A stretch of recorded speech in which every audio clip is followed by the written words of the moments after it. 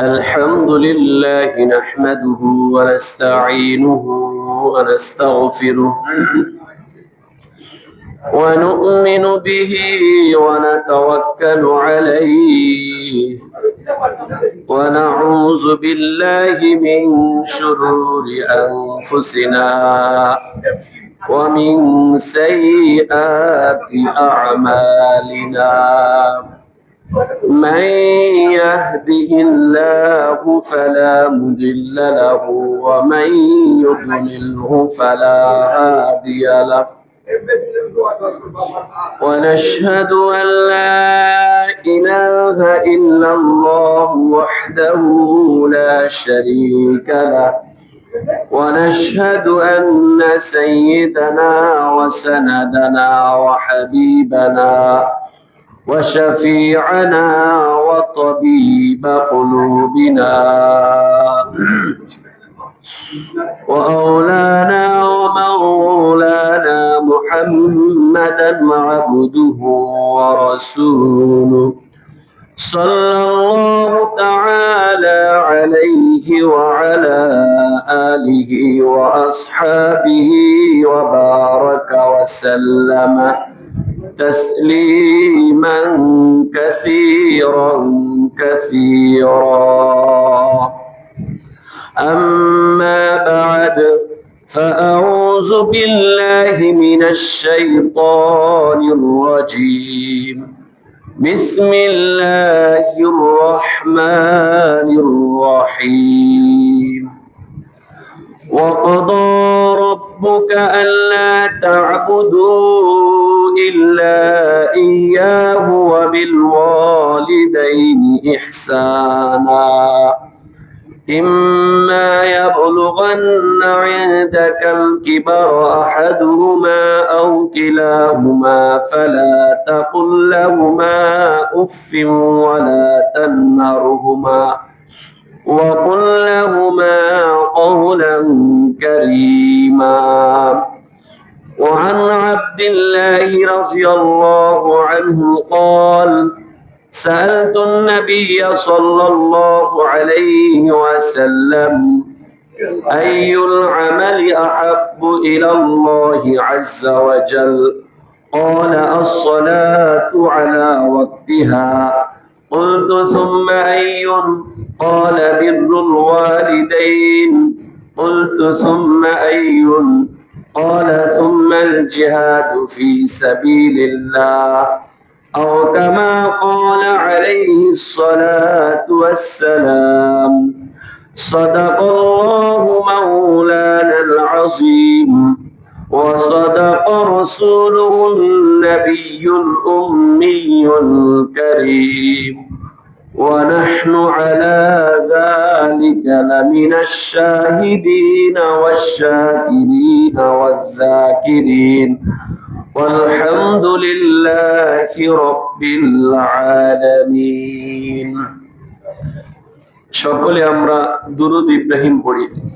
اللهم صل على محمد وعلى آل محمد كما صليت على إبراهيم وعلى آل إبراهيم إنك حميد مجيد اللهم بارك على محمد وعلى آل محمد كما باركت على إبراهيم وعلى آل إبراهيم إنك حميد مجيد صدق الله العظيم محترم معزز সম্মানিত মুসল্লিয়ানে কেরাম আসসালামু আলাইকুম ওয়া রাহমাতুল্লাহি ওয়া বারাকাতুহু মুহতারাম হাজিরিন সর্বপ্রথম আল্লাহ রাব্বুল আলামিনের দরবারে শুকরিয়া জ্ঞাপন করি যে আল্লাহ রাব্বুল আলামিন আমাদের আমাদেরকে আল্লাহর ঘর পবিত্র জায়গায় জুমার দিনে সকলের আগে আগে আসা বসার তৌফিক দিয়েছেন। এই জন্য আমরা অন্তর থেকে বলি আলহামদুলিল্লাহ। মুহতারাম হাজিরিন, দুনিয়ার বুকে সবচেয়ে দামি হলো আল্লাহ রাব্বুল আলামিনকে সিজদা করা, আল্লাহ রাব্বুল আলামিনকে সিজদার তৌফিক প্রাপ্ত হওয়া। ভাই সবাই চাইলেও পারে না। অনেক আছে আমাদের যে বুঝমান জ্ঞানবান, কিন্তু আল্লাহর ঘর মসজিদ পর্যন্ত আসার সুযোগ তাদের হয় না। আল্লাহ পাক আমাদেরকে সুযোগ করে দিয়েছেন, শুকরিয়া আদায় করলে আল্লাহ তাআলা আরো বেশি বেশি ইবাদত বন্দি করার নিয়ামত আমাদেরকে বৃদ্ধি করে দিবেন। মুহতারাম হাজিরিন, আমি আপনাদের সম্মুখে সূরা বনী ইসরাঈলের 23তম আয়াত তেলাওয়াত করেছি। রাসূল করিম সাল্লাল্লাহু আলাইহি ওয়াসাল্লামের অসংখ্য গণিত হাদিসে পাঠ থেকে একখানা হাদিস তেলাওয়াত করেছি। অল্প সময়ের মধ্যে এই আয়াত ও হাদিসের আলোকে পিতামাতার প্রতি সন্তানের দায়িত্ব, কর্তব্য, পিতামাতার প্রতি সন্তানের সৎ ব্যবহারের গুরুত্ব সম্পর্কে কিছু আলোচনা করব। মুহতারাম হাজিরিন, দুনিয়ার বুকে মানুষ আগমন করার, অস্তিত্ব লাভ করার একটাই উপায় ও মাধ্যম, সেটা হলো পিতামাতা। এছাড়া কোনো ভিন্ন পদ্ধতি আছে? নাই, এটাই একমাত্র উপায় ও মাধ্যম। তাই দুনিয়ার বুকে যত ইহসান, ভালোবাসা, অনুগ্রহ হইতে পারে, সবচেয়ে বেশি অনুগ্রহ, সবচেয়ে বেশি ভালোবাসা, সবচেয়ে বেশি মুহাব্বত পিতামাতার প্রতি, সন্তানের প্রতি পিতামাতার ভালোবাসা, সন্তানের প্রতি পিতামাতার মুহাব্বত ও ভালোবাসা। দুনিয়ার মধ্যে যত ভালোবাসা আছে, মুহাব্বত আছে, সব কিছুর মধ্যে কোনো না কোনো স্বার্থ লুকায়িত আছে। মানুষ মানুষকে ভালোবাসে, পছন্দ করে, এর মধ্যে কোনো স্বার্থ আছে। ভাই ভাইকে ভালোবাসে, এর মধ্যে স্বার্থ আছে। ভাই বোনকে ভালোবাসে, এর মধ্যে স্বার্থ আছে। স্বামী স্ত্রীকে ভালোবাসে, এর মধ্যে স্বার্থ আছে। স্ত্রী স্বামীকে ভালোবাসে, এর মধ্যে স্বার্থ আছে। কিন্তু পিতামাতা সন্তানকে যে ভালোবাসেন, মুহাব্বত করেন, এর মধ্যে বিন্দু মাত্র স্বার্থ নাই। একমাত্র নিঃস্বার্থ ভালোবাসা হলো পিতামাতার ভালোবাসা সন্তানের প্রতি। এর মধ্যে কোনো স্বার্থ নাই, কোনো ভেজাল নাই। মুহতারাম হাজিরিন, এই ভালোবাসার কারণ হলো অন্তরের জ্বালা, একটা জজবা, যার কারণে পিতামাতা নিজে না খেয়ে সন্তানকে খাওয়ায় আনন্দ পায়, তৃপ্তি পায়। ছেলে সন্তানকে ভালো রেখে নিজে আনন্দ পায়। জীবনের প্রত্যেকটা সকাল থেকে সন্ধ্যা পর্যন্ত প্রায় পুরো সময়টা, বয়সটাকে সন্তানের কল্যাণের জন্য ব্যয় করে। সন্তান কিভাবে ভালো থাকতে পারে, ভালো পোশাক, পরিবার পরিজন, খাবার আদি কিভাবে সুস্থ সুন্দর থাকতে পারে, এটাই একটা পরিকল্পনা থাকে সারা জীবন। মৃত্যুর আগ পর্যন্ত সন্তানের কল্যাণ নিয়ে চিন্তা করে। মুহতারাম হাজিরিন, এই জন্য আল্লাহ রাব্বুল আলামিন পিতামাতার প্রতি সন্তানের দায়িত্ব, কর্তব্য সম্পর্কে কোরআনুল কারীমের মধ্যে বলেছেন। আল্লাহ রাব্বুল আলামিনের হকের পর, আল্লাহ রাব্বুল আলামিনের ইবাদত বندگির পর সর্বপ্রথম হক হলো পিতামাতার হক। আল্লাহ রাব্বুল আলামিন সূরা বনী ইসরাঈলের এই আয়াতে বলেন, ওয়াকাদা রাব্বুকা আল্লা তা'বুদু ইল্লা ইয়াহু, তোমার প্রতিপালক তোমাদেরকে নির্দেশ দিচ্ছেন একমাত্র তারই ইবাদত বندگি করো। ওয়াকাদা রাব্বুকা আল্লা তা'বুদু ইল্লা ইয়াহু ওয়া বিল ওয়ালিদাইনি ইহসানা, এরপরে পিতামাতার প্রতি সৎ আচরণ, সৎ ব্যবহার করো। ইম্মা ইয়াবলুগান্না ইনদাকাল কিবারা আহাদুহুমা, যদি তোমার জীবদ্দশায় তাদের কেউ বার্ধক্যে পৌঁছে যায়, বয়সে উপনীত হয়, আও কিলাহুমা, তাদের একজন বা দুইজন, ফালা তাকুল্লাহুমা উফ, কোনো কাজে তাদেরকে উফ শব্দ বলো না, বিরক্তি প্রকাশ করো না। ওয়ালা তানহারহুমা, তাদেরকে ধমক দিও না। ওয়া কুল লাহুমা কাওলান কারীমা, বরং শিষ্টাচার পূর্ণ কথা বলো। সৎ ব্যবহারের সাথে আদর যত্ন সহকারে মুহাব্বতের সহিত কথা বলো। ওয়াফিদ লাহুমা জানাহাজ যুল্লি মিনার রাহমা, তোমার নম্রতার ঢানাকে তাদের সামনে বিছিয়ে দাও। ওয়াকুর রব্বিরহামহুমা কামা রাব্বায়ানি সগীরা। এরপর আল্লাহ রাব্বুল আলামিন বলেন, বান্দা হিসাবে 16 আনা পিতামাতার হক আদায় করা কারো পক্ষেই সম্ভব না, কারো পক্ষেই সম্ভব না। এজন্য আল্লাহ রাব্বুল আলামিন বলেন, তোমার সাধ্য অনুযায়ী তুমি চেষ্টা করো। এরপরে আল্লাহ রাব্বুল আলামিনের কাছে দোয়া করো, এ আল্লাহ তুমি তাদের প্রতি দয়া করো, রহম করো, যেমনি ভাবে তারা আমাকে শৈশবকালে ছোটবেলায় আমাকে গ্রহণ করেছেন, দয়া করে লালন পালন করেছেন। মুহতারাম হাজিরিন, সূরা বনী ইসরাঈলের 23তম আয়াত 23 এবং 24। তো এই আয়াতে আল্লাহ রাব্বুল আলামিন আমাদেরকে দুনিয়াতে যে মাকসাদে সৃষ্টি করেছেন, আমাকে আপনাকে দুনিয়াতে প্রেরণ করার উদ্দেশ্য কি? আল্লাহ রাব্বুল আলামিনের বন্দেগী করা, দাসত্ব করা। আমার আপনার সৃষ্টির রহস্য এটাই, আমার আপনার সৃষ্টির উদ্দেশ্য। আর ইবাদত বন্দেগীর মধ্যে আমার আপনার দাসত্ব প্রকাশ পাবে, গোলামিয়ত প্রকাশ পাবে। এরপরেই আল্লাহ রাব্বুল আলামিন নিজের হক, ইবাদত বন্দেগী করা এটা আল্লাহর হক।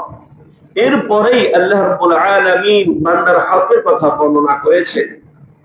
আর বান্দার হকের মধ্যে সর্বপ্রথম পিতামাতার হকের কথা বর্ণনা করেছেন। অর্থাৎ আল্লাহর ইবাদত বন্দেগীর পরেই পিতামাতার স্থান। মুহতারাম হাজিরিন, প্রথম যে নির্দেশ দিয়েছেন, ওয়াবিল ওয়ালিদাইনি ইহসানা, পিতামাতার সাথে ইহসান করো। ইহসান আরবি শব্দ, এর অর্থ হলো সৎ ব্যবহার, ভালো ব্যবহার, সদাচরণ করা, উত্তম আচরণ করা।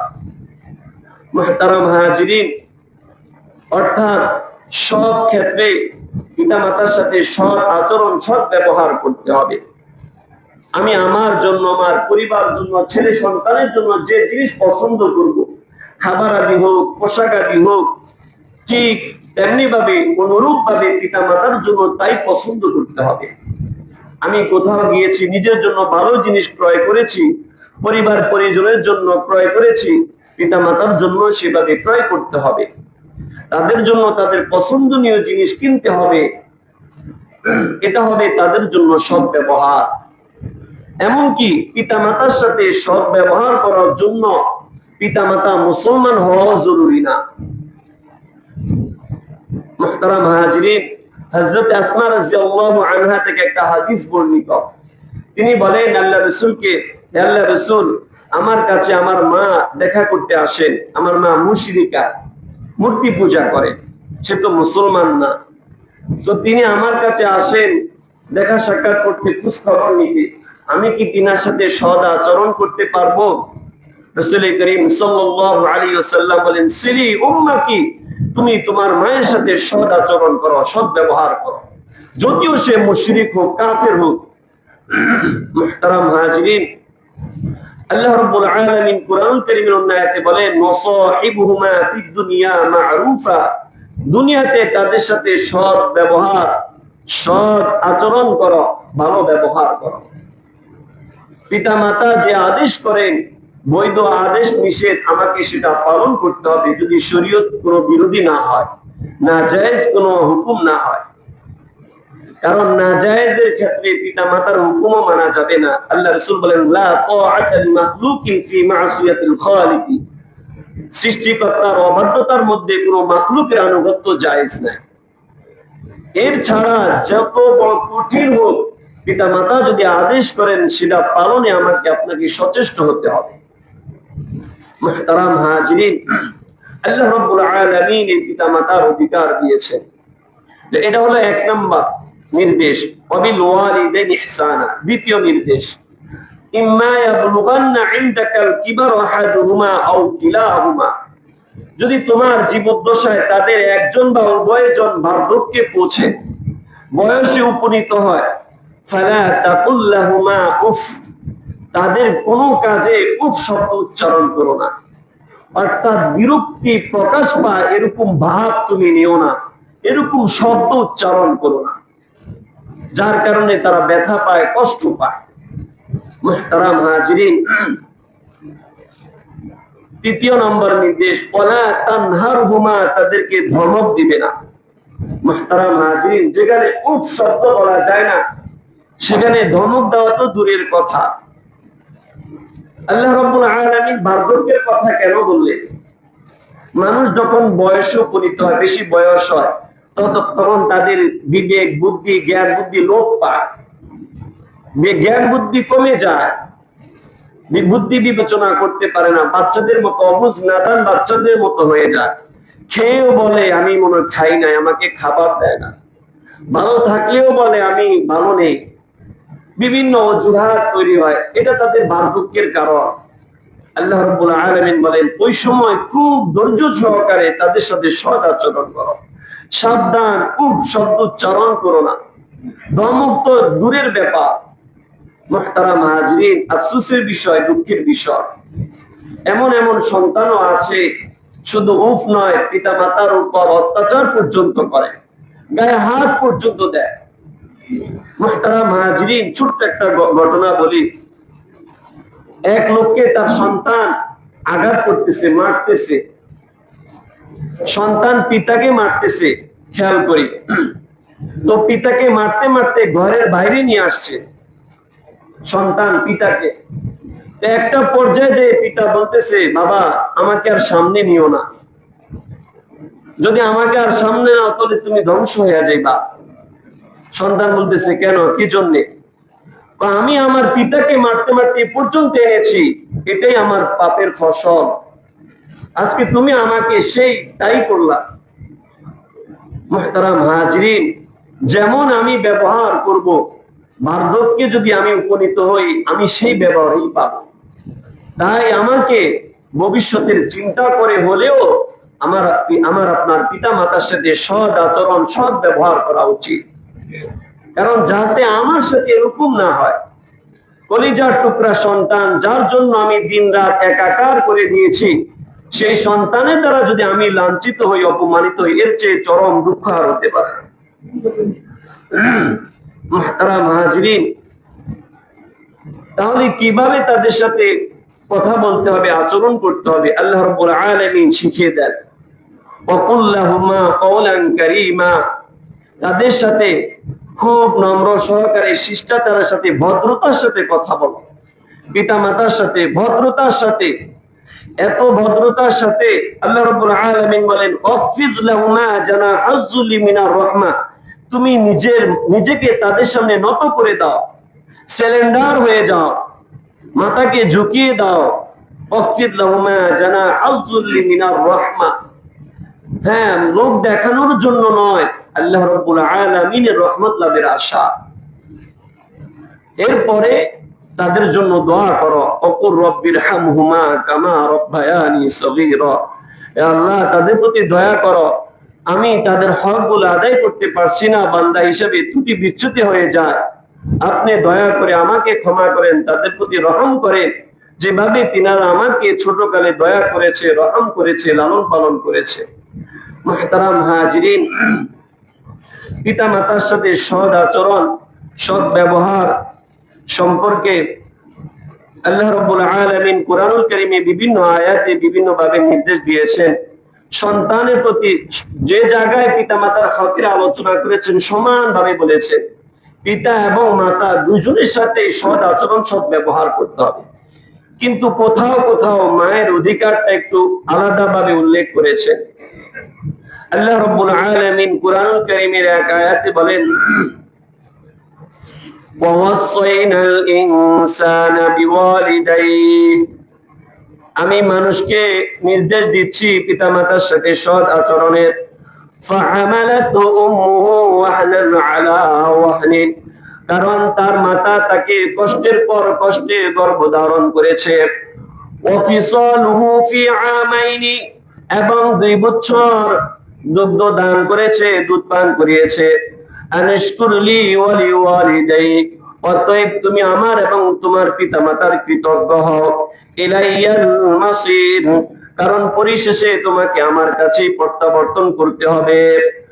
আলা রাসূলুল্লাহ সাল্লাল্লাহু আলাইহি ওয়াসাল্লাম, মান জাআ রাজুলুন ইলা রাসূলিল্লাহি সাল্লাল্লাহু আলাইহি ওয়াসাল্লাম, এক লোক রাসূল করিম সাল্লাল্লাহু আলাইহি ওয়াসাল্লামের কাছে এসে জিজ্ঞেস করলো, ইয়া রাসূলুল্লাহ, ফাকালা মান আহাqqu বিন নাসি বিহুসনি সুহবাতি, হে আল্লাহর রাসূল, আমার সৎ ব্যবহার পাওয়ার সবচেয়ে উপযুক্ত কে? قال رسول الله صلى الله عليه وسلم امك, আল্লাহ রাসূল বলেন তোমার মাতা। قال ثم من, ওই সাহাবী আবার জিজ্ঞেস করলেন তারপরে কে? قال امك, আল্লাহ রাসূল বলেন তোমার মা। এভাবে তিনবার বলার পর রাসূল করিম সাল্লাল্লাহু আলাইহি ওয়াসাল্লাম বলেন قال ابوك, চতুর্থবারে বলেন তোমার পিতা। মুহতারাম হাজিরিন, এই আয়াত ও হাদিস দ্বারা বোঝা যায় পিতা মাতা মায়ের অবদান একটু সন্তানের প্রতি বেশি থাকে। কষ্ট, দুঃখ, কষ্ট সহ্য সবচেয়ে বেশি সন্তান লালন পালনে মাকেই ভোগ করতে হয়। সন্তানের ক্ষুধা লেগেছে, মা পেরেশান, পিপাসা লেগেছে, মা পেরেশান, কেঁদে উঠেছে, মা পেরেশান, অসুস্থ হয়েছে, মা পেরেশান, পেশাব পায়খানা করেছে, মা পেরেশান, সর্ব অবস্থায় সবার আগে। এই জন্য আল্লাহ রাব্বুল আলামিন মায়ের অধিকারটা একটু আলাদাভাবে উল্লেখ করেছেন এবং বলেছেন মা যে সন্তানের জন্য যে দোয়া করবে আল্লাহ রাব্বুল আলামিন সাথে সাথে ওই দোয়া কবুল করে নেবেন। ঠিক তদ্রূপ ভাবে মা যদি অসন্তুষ্ট হয়ে কোন সন্তানের জন্য খুব শক্ত বলে বদদোয়া করে, সেটাও আল্লাহ রাব্বুল আলামিন সাথে সাথে কবুল করে নেবেন। মুহতারাম হাজিরিন, মসজিদে জরুরি কিছু আলোচনা হবে। তো আজকে এই পর্যন্তই আলোচনা থাকলো পিতা মাতার প্রতি সৎ ব্যবহারের, পিতা মাতার হক সম্পর্কে। আল্লাহ রাব্বুল আলামিন তৌফিক দিলে আগামী জুমায় ইনশাআল্লাহ এই ব্যাপারে বিস্তারিত আলোচনা করা হবে। আল্লাহ রাব্বুল আলামিন আমাদের সকলকে আশার বসার শোনার তৌফিক দান করুক। আমিন ওয়া আখিরি দাওয়ানা আলহামদুলিল্লাহি রাব্বিল আলামিন।